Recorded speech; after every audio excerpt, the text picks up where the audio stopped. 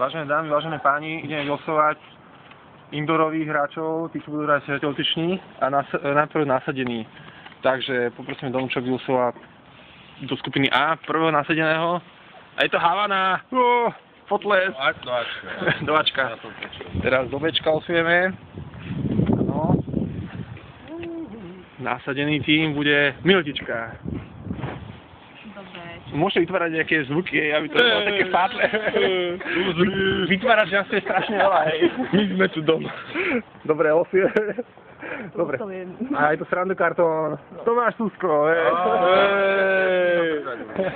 Dobre. A teraz pokračujeme ďalej, hej, všakže. Keby som našiel... Menšie technické komplikácie. Okay. Takže zvyšných 6 tímov sa rozlosuje do týchto troch skupín. No tak po dva, či? Počkaj, bude to takto. Dobre. OK. Domča nič nevidí, hej? Nie. Nič nevidí? Ona nevidí aj kryštela. Dobre, takže ideme do Ačka, hej? Ačko. A, dobre. Kohutí. Kiki. Ideme do Bčka, OK. Kohutí z Havany. Rodis. Rodis, to je myslím Matúš Kripel a Komperi. Áno. Torcida, to sú... Počkaj, to nie sú drevorúbači? Lukáš Solecký a myslím, že hej. Hej. Napísané. V osmom trojku. Ty to myšľa, že karty počúvajú. Áno, prebieha to všetko koše.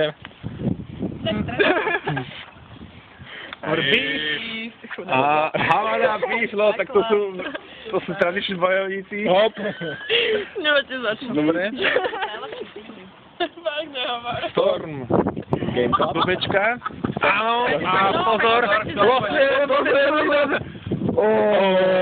Havers, dobrá prúskave. Ďakujeme.